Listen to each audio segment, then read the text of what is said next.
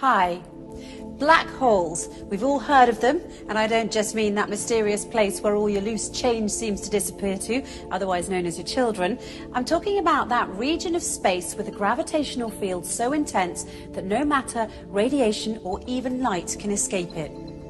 There's a joke that astrophysicists like to tell, and it goes something like this. A star walks into a black hole, but it doesn't seem phased. The black hole turns to the star and says, "Sir, I don't think you understand the gravity of this situation." But as with most jokes, it carries a ring of truth to it. Until 2011, astrophysicists were not able to confidently report this phenomenon of stars falling into black holes, but now they can.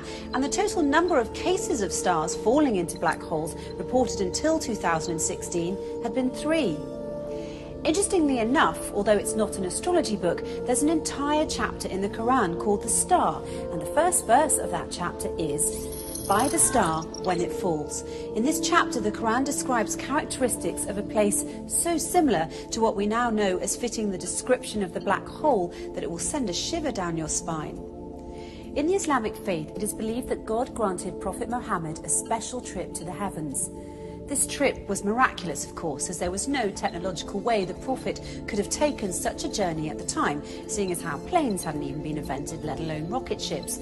Nonetheless, if you study this miraculous night journey closely, you'll find that there are many clues to prove that this incredible journey did indeed occur. Not only that, where it took place turns out to be of great interest too, because astonishingly enough, the description of the area the Prophet ascended to matches the characteristics of what we now know about the black hole. So let's look at what we now know about the black hole through the recent discoveries of science and compare it to the mysterious area the Quran describes in its pages as part of this miraculous night journey the Prophet took. Firstly, in verse 16 of chapter 53, the Quran describes this place in space as very dark. In fact, it describes it as darkness covered or draped in darkness, which is not surprising. Space is a pretty dark place. Even so, some areas are darker than others, but nothing is darker than a black hole, because black holes have such immense forces of gravity, nothing, not even light, can escape from them. That's why they're black. And because they're black, they are veiled from direct observation. They nevertheless reveal themselves indirectly, as scientists have special tools that can help them see how stars that are very close to black holes act differently than other stars because of the immense force of gravity that black holes have, and this helps them identify the location of black holes. Secondly, according to the Quran, when ordinary people look at this dark area in space, they can't see it directly as their eyes bypass or surpass the boundary of this area, and they only see beyond it or around it.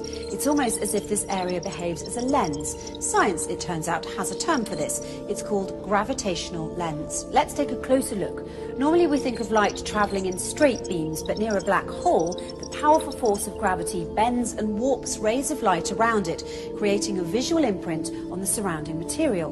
Astrophysicists have proved that a black hole bends light to act like a cosmic magnifying glass, giving astronomers a view of an even more distant galaxy behind it. And this, my friends, is what we call a gravitational lens. However, the Quran brings our attention to an interesting fact regarding this matter in verse 17 of chapter 53, when it says, "The eyesight of the Prophet Muhammad did not swerve, nor did it pass beyond the boundary. He certainly saw it as one of the greatest signs of his Lord." Could this verse be alluding to the fact that the Prophet Muhammad actually visited the black hole and looked at it directly? Thirdly, the Quran describes this area's shape, wide at the top with sloping sides and a narrow tube at the bottom, almost funnel-shaped. In verse 14 of chapter 53, when it says, "By the finite jujube tree," it is likened to the shape of a jujube tree, which fits the same description as the one I just mentioned. A black hole makes such a deep dent in space-time, and that's why it appears to look like a funnel. Despite the black hole's effects on the movement of matter and its tremendous suction power, the black hole's space-time dent remains hidden behind its event horizon, and it's always surrounded by an area which does not allow light to escape and therefore cannot be directly observed. And fourthly, once again, in verse 14, chapter 53, by the finite jujube tree, the Quran reveals that this area is finite. So how does this claim stack up with the science? Until recently, it was assumed that black holes had such an infinite strength of gravitational field that occurs deep within them, ensuring that nothing, not even light, can ever escape them, and a trip into a black hole is a one-way journey. Once you cross the event horizon, the point at which light can't escape, there's no turning back. But researchers such as Georges Poulin, Rodolfo Gambini and Gerard Hooft have recently been able to prove otherwise and show that energy can escape black holes and that black holes are finite. This essentially means that black holes don't end in an infinite density, but rather act as a portal to another universe.